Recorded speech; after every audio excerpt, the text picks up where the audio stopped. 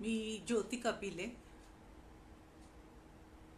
प्रकाशक, लेखिका, अनुवादिका, बालसाहित्यिका, जे के मीडिया सेलिब्रेशन ऑफ क्रिएटिव्हिटी हे माझं पेज आहे आणि ही एक प्रकाशन संस्था आहे. या प्रकाशन संस्थेवर मी आजपर्यंत अनेक पुस्तकं प्रकाशित केलेली आहेत.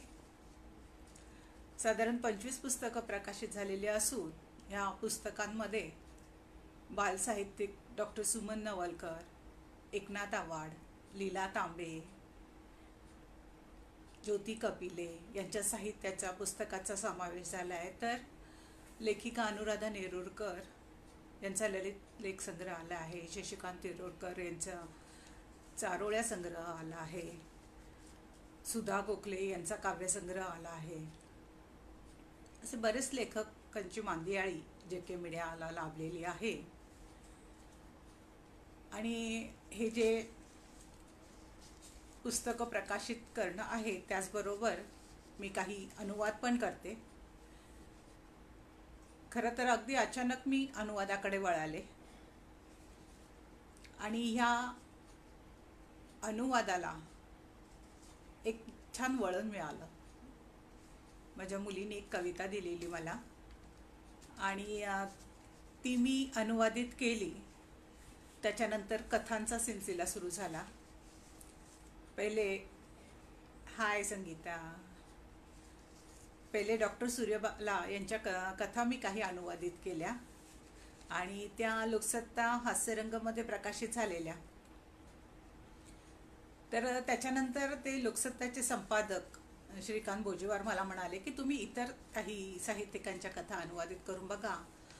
त्यांनी मला 2-4 नावं सुचवले. त्यापैकी शरद जोशी यांच्या कथा माझ्या जातकुळीच्या मला वाटल्या आणि मग त्यांच्या मुलीची नेहा शरद, ज्या आपल्या वडिलांसारख्या जानेमाने साहित्यिका आहेत, कवयित्री आहेत, एक अदाकारा आहेत आणि दिग्दर्शक पण आहेत. नेहा शरद आपण ओळखतातच त्यांना. तर त्यांच्याकडनं मी रीतसर परमिशन घेतली आणि त्यांच्या काही कथा यथासमय ह्या पुस्तकातल्या कथा अनुवादित केल्या. त्याच्यानंतर त्या कथा लोकसत्तेत प्रकाशित झाल्या. त्याचं पुस्तक निघालं. पद्मगंधा प्रकाशनाने एक मोठं अरुण चाकडी यांचं मोठं चांगलं प्रकाशन आहे पद्मगंधा प्रकाशन. त्यांनी ते पुस्तक प्रकाशित केलं, डॉक्टर सूर्यबाला आणि शरद जोशी यांच्या कथा. त्याच्यानंतर ते पुस्तकही प्रकाशित झालं. आज शरद जोशी जी आहेत, पद्मश्री शरद जोशी यांच्या जन्मदिवस आहे आणि ह्या साहित्यकारांचा आणि याचं आपण जेव्हा अनुवाद करतो तेव्हा त्या साहित्यकाराचं साहित्य वाचून आपल्याला खूप समृद्धी येते, आपल्या भावविश्व विस्तारतं. आणि हाच अनुभव मला शरद जोशींच्या कथा अनुवादित करताना आला. म्हणजे माझं खरं तर मोठं भाग्य आहे की त्यांच्या कथा मला अनुवाद करायला मिळाल्या. त्यांचा अनुवाद माझ्याकडून झाला आणि त्यामुळे एक छोटीशी कृतज्ञता म्हणून आज मी हे त्यांच्या कथाचं अभिवाचन करणार आहे. नेहा शरद जोशी यांनी खरं तर हा उत्सव सुरू केला, शरद जोशींचा कॅफे म्हणून. आणि त्या अर्थात जानेमाने हस्तींचं त्याच्यात त्या लोक येणार आणि त्याचे व्हिडिओ ते यूट्यूबवर टाकणार आहेत. पण हा माझ्या परीने एक छोटासा खारीचा वाटा म्हणावा, एक कृतज्ञता म्हणून हा खरं प्रपंच. आज तशी तर मी पहिल्यांदाच येते आहे लाईव्ह, पण ते खास शरद जोशी यांच्यासाठी आलेली आहे. कथेचं अभिवाचन सुरू करते. कथेचं नाव आहे महाभारताचे पुनर्लेखन. या कथा वाचल्यावर ऐकल्यावर तुम्हाला लक्षात येईल की ही कथा आजच्या काळातही किती प्रभावी आहे, जणू वाटतं आजच लिहिलेली आहे. आणि हे लेखक द्रष्टे असतात याचा प्रत्यय आपल्याला या कथेतनं नक्कीच येईल. सुरू करते कथा. माणसाला असणाऱ्या नवीनतेच्या ध्यासामुळे कुठल्या ना कुठल्या तरी नवीन गोष्टीचा शोध घेणे हा त्याचा स्वभावधर्म झालेला आहे. त्याचा शोध कधी कधी एखादं पुस्तक, पॉकेटबुकही असतं. पण तरीही आपल्या देशात अजूनपर्यंत विद्वान व्यक्ती आणि काम करणारी व्यक्ती असे दोन विभाग पडलेले नाहीत. 1000 पानांचे पुस्तक बघून कोणी घाबरत नाही की कंटाळतही नाही. लेखकाला आपल्या कल्पनेचा विस्तार कसा करायचा हे बरोबर माहिती असतं. एका सामान्य कथानकाच्या हवा गेलेल्या फुग्यात लेखक आपल्या प्रतिभाशक्तीने इतके शब्द भरतो की तो फुगा फुगून फुगून मोठा होतो आणि त्या लेखकाचं नाव साहित्याच्या अंधारात निऑन सायन्ससारखं चमकू लागतं. त्याचमुळे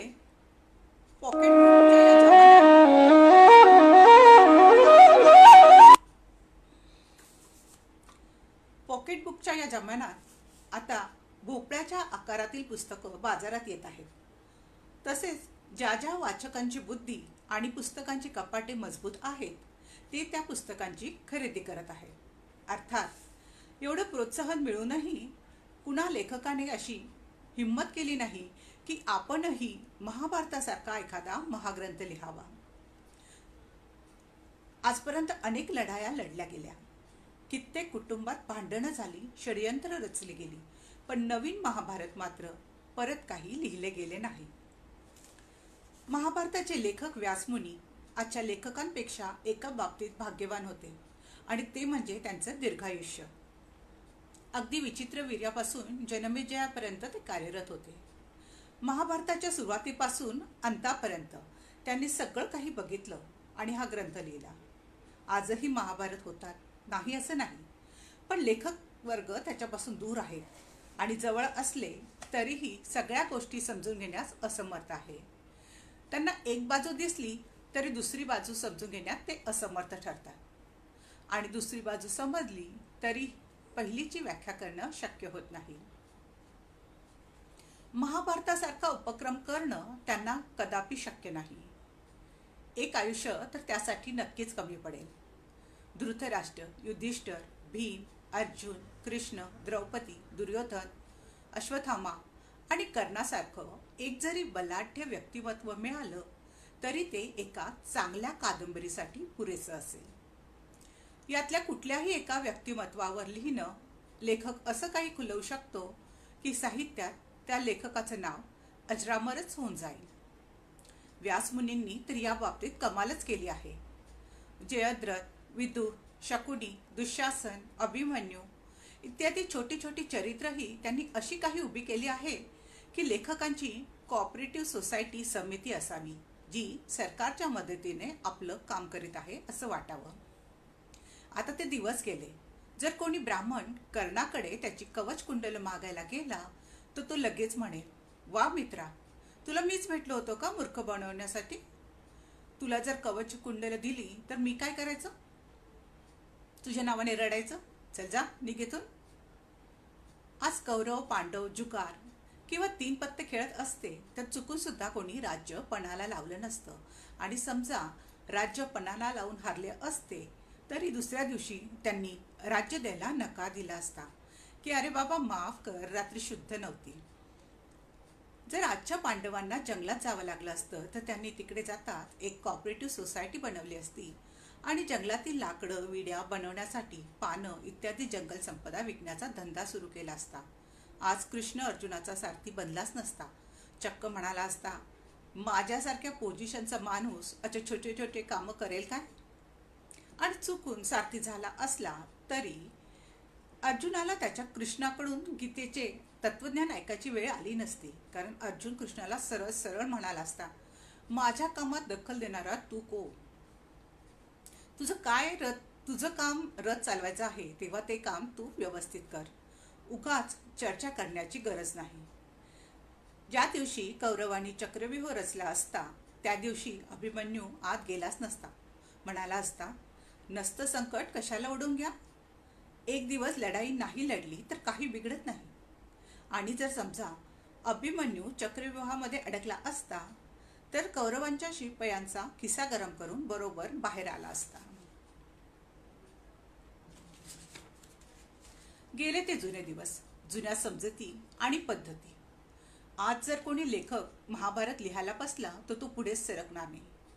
आजच्या द्रौपदीने जुगारात राज्य हरलेल्या पांडवांना घटस्फोट देऊन ती गोष्ट तिथेच संपवली असती आणि जमिनीच्या वाट्या हिश्श्यावरून भावाभावात भांडण झाले असते तर ते कोर्टात झाले असते आणि वर्षानुवर्षे खटला जिल्हा कोर्टाच्या पुढे सरकलाच नसता.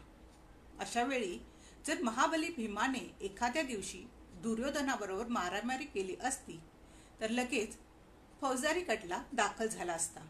धर्मराज, युधिष्ठिर, गांडीवधारी अर्जुन, महाबली भीम, नकुल आणि सहदेवाबरोबर बरीच वर्ष रोज कोर्टाच्या वरांड्यात मान खाली घालून बसले असते. कौरव पुढची तारीख घेत बसले असते आणि खटला पुढे पुढे सरकतच राहिला असता. युधिष्ठिराच्या वेळेपासून सुरू झालेला खटला जनमेजयाच्या वेळेपर्यंत संपला असता तरी खटला लवकरच संपला असं म्हटलं असतं. त्या महाभारतात नोरोवा कुंजरोवा सारखी एकच एक साक्ष कलंक बनून राहिली. पण नव्या महाभारतात प्रत्येक व्यक्तीने रोज कोर्टात इतकी साक्ष दिली असती की दुसऱ्या पक्षाला पुरावा देणं कठीण झालं असतं. वकिलाला ऑफिसात हेलपाटे घालून धर्मराजाच्या वाहनात झिजल्या असतात. जितके जुगारात हरलो त्यापेक्षा जास्त वकिलावर खर्च करायला लागले असते. कोर्टाचं कुरुक्षेत्र बनलं असतं आणि लांबलचक कंटाळवाण्या कायद्याच्या लढाईनंतर काय निर्णय मिळाला असता माहिती नाही. कदाचित कौरव या मामल्यात सुप्रीम कोर्टात घेऊन गेले असते. जर आजच्या लेखकाने महाभारत लिहिले असते तर अशा प्रकारे पूर्ण कहाणी वेगळीच झाली असती. तरी पण तो तुलनेत मजेत राहिला असता.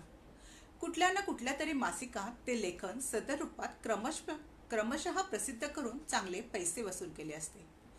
पुस्तकाचे कितीतरी भाग प्रकाशित करून पुस्तक विद्यापीठाच्या अभ्यासक्रमावर लावलं असतं. व्यासमुनींनी महाभारत लिहिले तेव्हा त्यांना ना मानधनाची कल्पना होती ना सिनेमाची. पण आजचा लेखक मात्र आधी या बाबींवर विचार करून मगच काम सुरू करतो. कदाचित त्याने एकाच महाग्रंथाऐवजी काही लघु कादंबऱ्या काढल्या असत्या, जसं राजा नल, विराट राजाकडील पांडवांचे किस्से, पितामह भीष्मांची जीवन कहाणी, कर्णाची शोकांतिका, सुभद्रा हरण. या सर्व घटनांवर छोट्या छोट्या सशक्त कादंबऱ्या निघाल्या असत्या. एकट्या अर्जुनाचे कार्य जेम्स बॉन्डपेक्षा कमी नाहीये. त्यावर अगदी छानपैकी मालिका तयार होऊ शकली असती. द्रौपदींची स्वतःची कहाणी आणि 5 पतीबरोबरच्या जीवनाला एखाद्या लेखकाने आत्मचरित्रात्मक फॉर्ममध्ये लिहिण्याला जास्त प्राधान्य दिलं असतं. द्रौपदीचे अनुभव त्याच्यासाठी एक आव्हान झाले असते. अश्वत्थामाबद्दल तो कृष्णाच्या शापामुळे आजही जिवंत आहे म्हटल्यावर तर त्याचं नाव मतदार यादीत नक्कीच असेल. ते खरं आहे की तो कौरवांच्या पक्षाचा आहे, पण नवीन युगाचा लेखक तर तटस्थवर जोर देतो. त्यामुळे महाभारत परत लिहायचे म्हटले तर अश्वत्थामाकडून बरीच महत्त्वपूर्ण माहिती संदर्भ मिळू शकतील. त्यामुळे लेखकांनी आता अश्वत्थामाला सुधारायला हवं. पण महाराज, महाभारत लिहून काय होणार? लोकांमध्ये लोकप्रिय होईल, खूप विक्री होईल, पण हे समीक्षक मात्र चुकूनही पुस्तकाला उचलून धरणार नाही की पुस्तकाचं कौतुक करणार नाहीत. ते म्हणतील की हा तर कथेचा अनावश्यक विस्तार केला गेला आहे. इतिहास वर्णन जरा जास्तच आहे. पात्राच्या चित्रणात अतिरंजकता आहे. लेखकाने एकाच वेळी अनेक सुपरमॅन उभे केल्याने कृत्रिमता वाढते आहे. अनेक प्रसंग व्यर्थ लिहिले गेले आहेत आणि मुख्य कथेशी त्याचा काहीही संबंध नाही. लेखकाने बरीच वर्ष तपश्चर्या केली आहे, पण त्या मानाने चांगलं संपादन केलं गेलं नाही. पुस्तकात भाराभार उपदेश आहे. युद्धाच्या सुरुवातीलाच कृष्णाकडून अर्जुनाला एवढा दीर्घ उपदेश अगदी विचित्र वाटतो. हा उपदेश देईपर्यंत लढाई कशी काय थांबवली गेली हे समजत नाही. लेखकाने नाव ठेवण्यात सुद्धा पक्षपात केला आहे. कौरव पक्षांच्या व्यक्तीचे नावे दुर्योधन, दुःशासन, दुर्भुज अशी आहेत.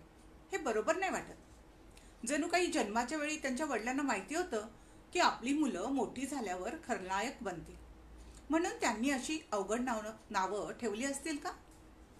आजच्या लेखकाला बिचारा ह्या प्रश्नाची उत्तरं देणं अवघड झालं असतं. एवढा मोठा ग्रंथ डोक्यावर घेऊन त्याने साहित्य क्षेत्रात आपलं स्थान निर्माण करण्याचा प्रयत्न केला असता आणि समीक्षकांनी त्याला पळवून लावलं असतं. व्यासमुनींच्या समोर अशी काही वेळ आली नव्हती. त्यांच्या अवतीभोवती साहित्यिक, वादविवाद आणि अहंकारी समीक्षक नव्हते. आणि तसंही आजचा लेखक एकटेपणाचं चित्रण करण्यात जास्त उत्सुक आहे.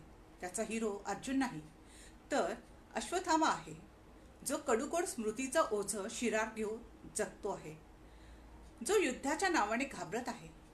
अशा प्रकारे आजचा लेखक जर महाभारत लिहायला बसला तर तो कळत नकळत दुसरी वेगळीच कहाणी लिहू शकेल. कुणास ठाऊक, कदाचित अशी कहाणी कुणीतरी कुठेतरी लिहित असेल. कदाचित अशी कहाणी कोणीतरी कुठेतरी लिहित असेल. धन्यवाद. ही झाली माझी पद्मश्री शरद जोशी यांच्या प्रती कृतज्ञता. आशा करते आपल्याला ही कथा, हे अभिवाचन आवडलं असेल. आपण सर्वांनी इकडे आले आणि हे अभिवाचन ऐकलं त्याबद्दल आपले मनपूर्वक धन्यवाद. भेटू परत. थँक्यू.